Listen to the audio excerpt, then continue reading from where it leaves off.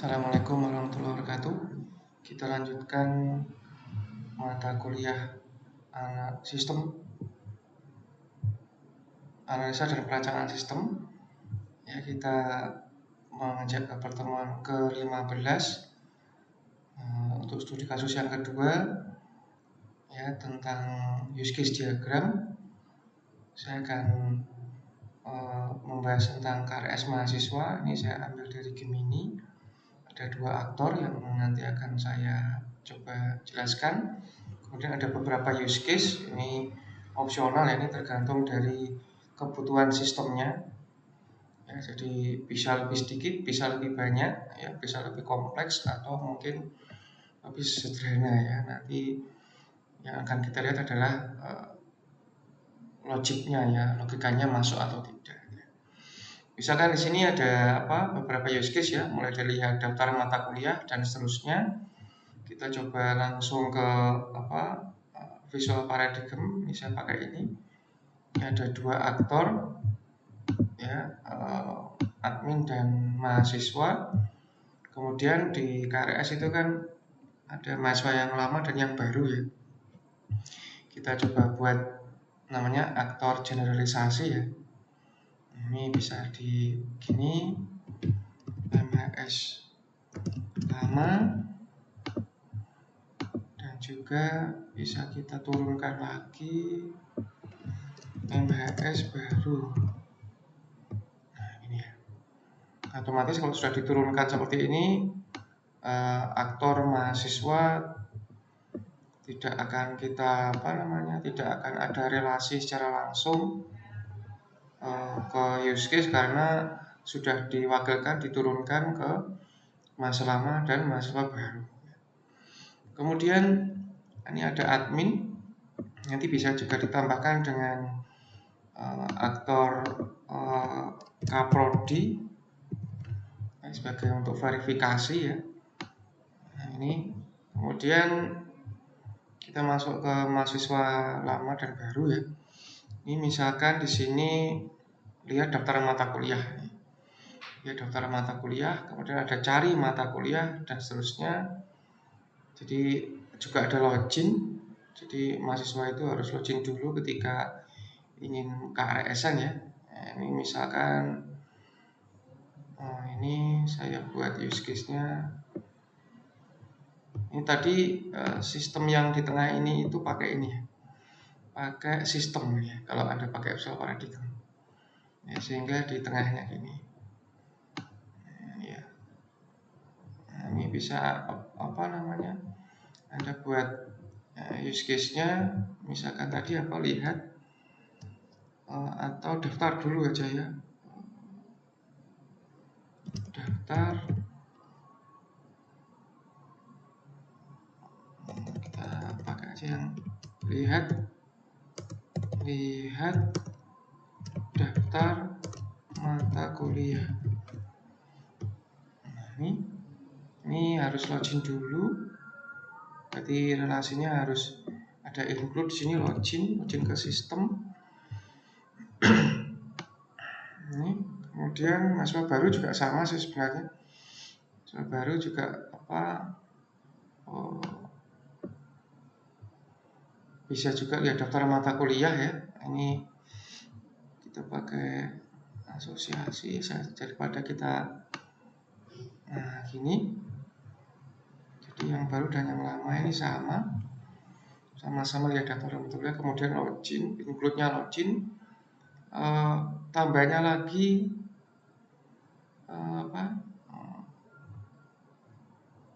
lama ini bisa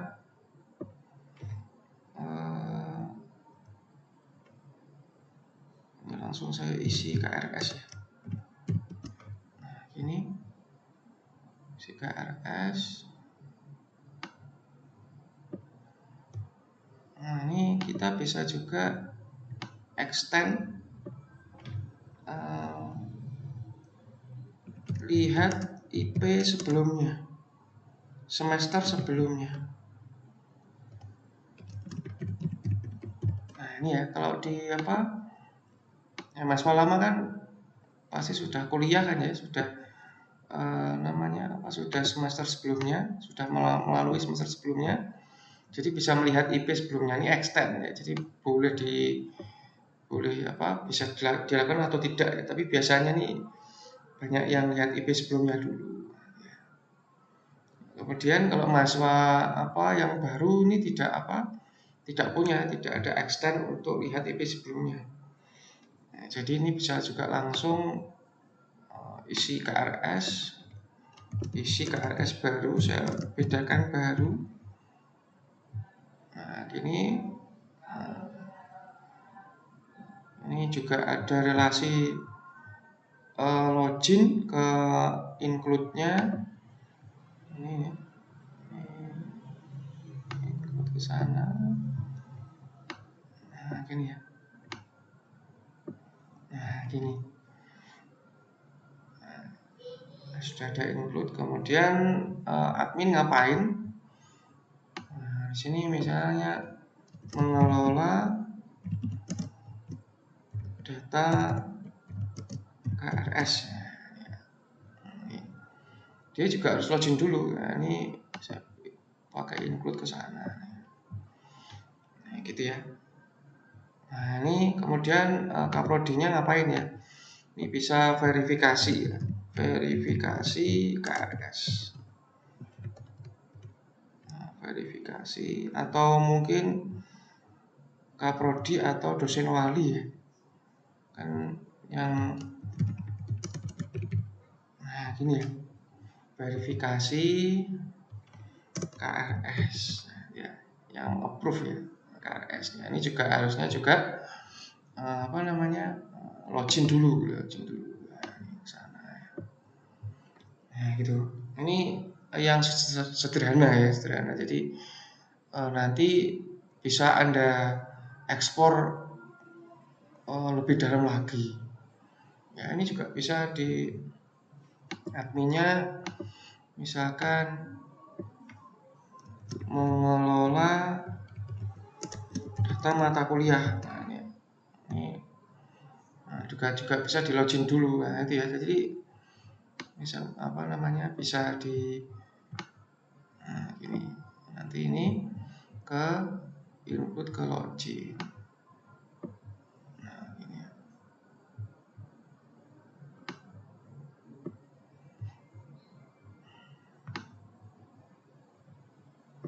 Ini ya.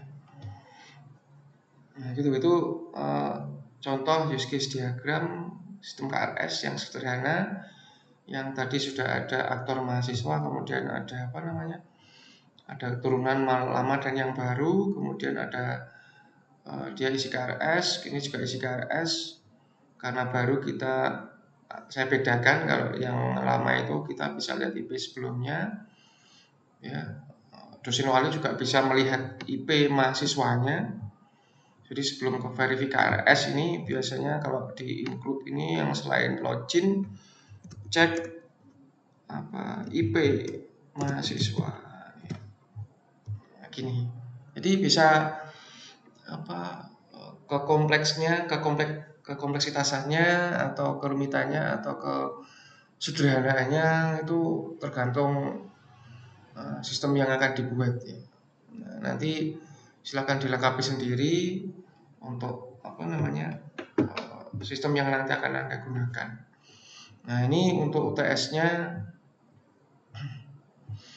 Ini saya meminta Anda untuk membuat sistem planning dan analisis ya. Sistem planning itu nanti akan menghasilkan sistem request. Kemudian analisis itu ini yang saya pilih adalah use case diagram. Nah, nanti Anda buat berdasarkan sistem atau aplikasi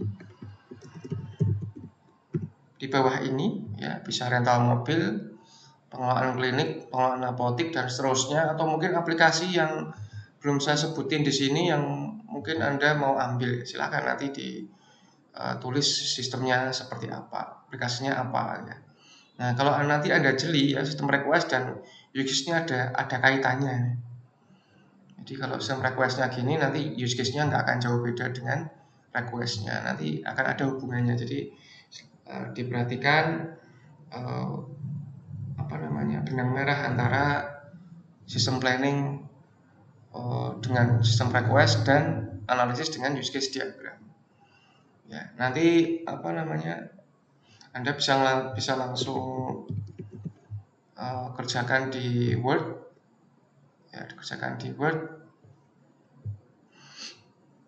Nah, ini misalkan npm, kemudian nama,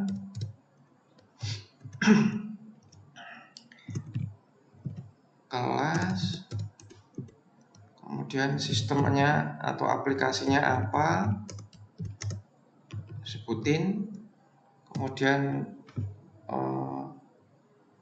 nanti di bawahnya lagi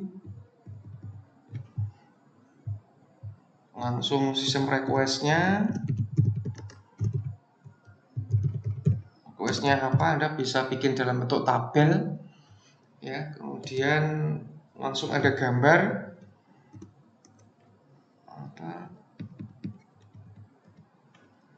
use case diagramnya. Use case diagramnya nanti jangan digambar di sini ya, maksudnya digambar manual di insert aktor di sini jangan ya. Jadi Anda harus pakai software, entah Anda pakai Draw.io atau software yang lain, jangan digambar manual di sini. Ya, nanti kemudian setelah nanti misalkan ini ya, ini misalkan ini saya screenshot misalkan ya. Saya screenshot, ini kemudian saya letakkan di sini.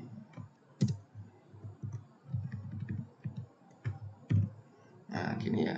Ini contohnya saja. Nah, gini. Nanti kemudian setelah Anda gambar use case-nya, dikasih penjelasan di bawahnya. Jadi jangan hanya gambar tok ya.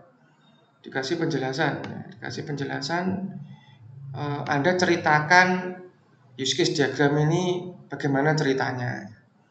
Misalkan ada aktor mahasiswa diturunkan ke mahasiswa lama dan yang baru mahasiswa lama melakukan isi KRS dengan extend bisa melihat IP sebelumnya, kalau mahasiswa baru tidak. Nah, itu diceritakan use case diagramnya seperti apa, gitu ya. Kemudian nanti di penjelasan use case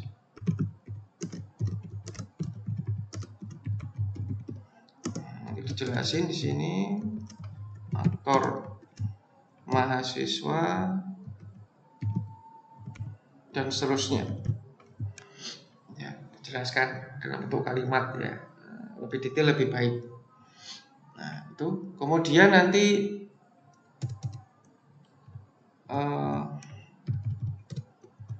deadline-nya adalah sekarang tanggal 30, deadline-nya tanggal 6 Selasa 6 Mei 2025 ya.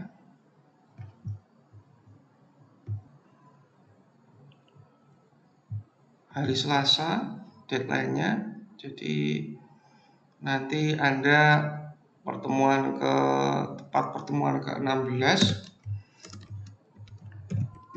dicek nanti disiakat pertemuan ke-16 ya, pertemuan ke-16 ya, jadi deadline-nya Selasa 6 Mei. Jadi melebihi Selasa 6 Mei tidak saya terima ya. Nah, harus sebelum tanggal 7. Ini tanggal 7 Mei.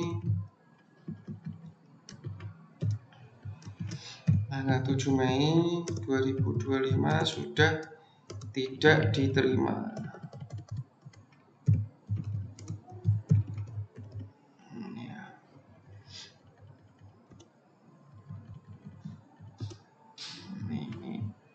Deadline-nya sampai tanggal 6 Mei.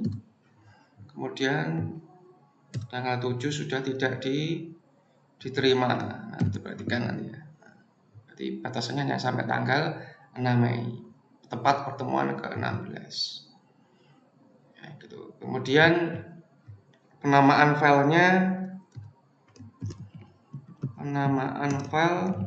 nanti di format dalam bentuk file PDF dengan model penamaan nanti misalkan langsung ke npm-nya ya, misalkan npm-nya sebentar ya, misalkan npm-nya ini. Nah, ini nanti nama filenya ini. Nama filenya adalah npm, penamaan file PDF-nya dengan npm masing-masing. Ya, jadi nanti kalau disimpan filenya seperti ini. Nah, ini penamaan filenya, ini ekstensinya PDF, penamaan filenya adalah npm masing-masing. Nah, ini. Nanti diserahkan ke maksudnya di upload ke link Google Drive yang nanti akan saya sediakan. Ya, nanti kalau sudah sudah upload, nggak usah melihat punya temennya biar nggak terpengaruh. Anda kerjakan sendiri, kerjakan sebisanya, ya. Nanti jika ada yang copy paste punya temennya, nanti semuanya tidak saya nilai. Sudah saya sampaikan di pertemuan kemarin ya, sebelumnya saya hanya menghargai kejujuran ya. Ketika Anda tidak jujur, tidak akan saya hargai lagi ya. Itu untuk UTS-nya ya. Itu yang bisa saya sampaikan hari ini, semoga bisa dipahami. Selamat mengerjakan. Saya Christian. Assalamualaikum warahmatullahi wabarakatuh.